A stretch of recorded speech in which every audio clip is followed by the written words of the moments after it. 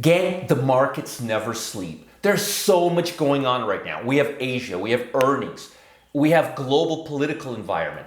I am positive that you guys are missing something. And I don't want that. I want you guys to know the full story, the big picture. I want you guys to be 100% ready for what's coming next. So I'm gonna show you some really good stuff today that will really help you figure out this market right now. I want to make sure you're always on top of your game and trading smart. For example, do you have a profitable system for trading in today's markets? I want to transfer my decades of trading experience to you so that you're always doing what's best. Click the button below now to find out how you can stay ahead. Gang, I'm going to talk about position sizing, and I'm going to show you the relevancy, the importance, and how position sizing can make or break your position. And I'll explain to you why it's so important. Let's say the markets are moving choppy like this, sideways, all right? And volatility is low. Let's say you're trading an asset. Let's say you're trading a stock, and the stock fluctuates only about $2 per day, all right? My writing sucks. You're gonna have to excuse me. But anyhow, let's say the stock fluctuates $2 per day on average.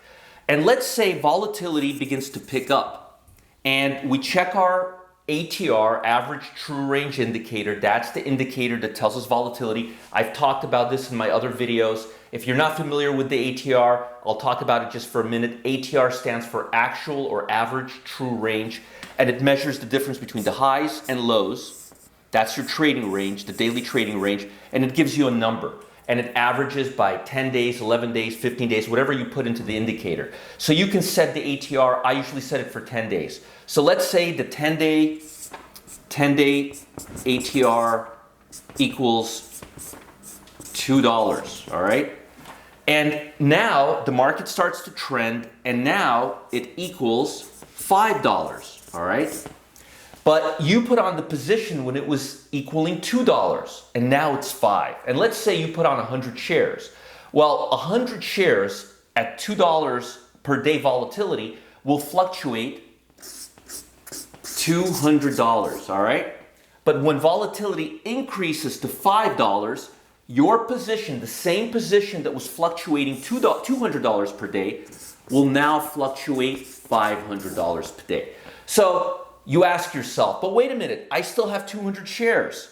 I still have 100 shares. The position is $2 fluctuation, 100 shares. You still have 100 shares, but now your position fluctuates. Instead of $200, it fluctuates $5. And now your position is 2.5 times bigger, and you haven't done anything. And that's a problem. And a lot of traders don't realize that. So I want to show you some cool stuff here. Position size is like a gearbox in a car. All right? You have first, second, third, fourth, fifth gear. All right? And that's how you have to look at position size. So, for example, if the car is moving real slow, if you need to move about 10, 15 miles per hour, you'll probably stick in first gear. And if you need to go a little faster, you'll move into second gear. And if you're really speeding it up, you may go into fourth or fifth gear. If you try to go really, really fast in first gear, you'll burn your transmission, okay?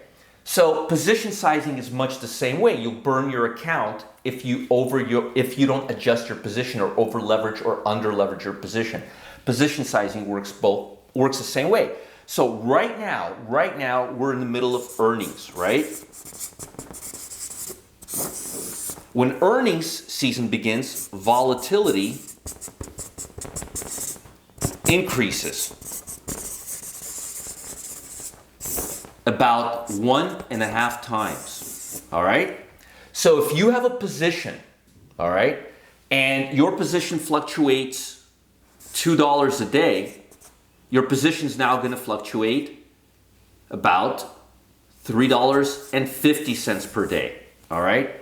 So it's substantial, it's not minor. So your account will assume more risk without you doing anything. So what you want to do is,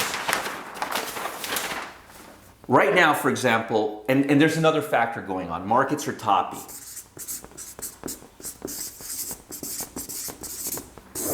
All right. So when markets are toppy, when they're near all-time highs, near 52-week high, that also increases volatility.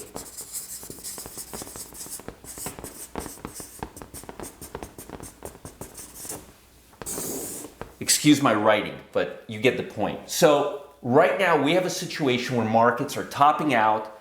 We're expecting minor congestion, possibly downside, because all indicators are saying markets are slightly overbought. But more importantly, volatility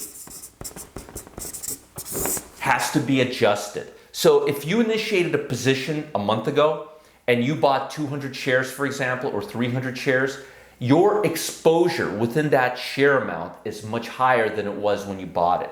So you should check your ATR right now and adjust your position, because earnings increase volatility. If the daily range on the stock market was like this, now it's like this, or it's going to become like that. And that's going to increase your exposure. It's going to take it from, assuming you have 100 shares and the volatility equals $2, it's now going to go to $5 or $3. But the point I'm making is that when markets are choppy, when they're moving like this, volatility is low. When markets begin trending or they're near a high point, volatility is higher. And you need to adjust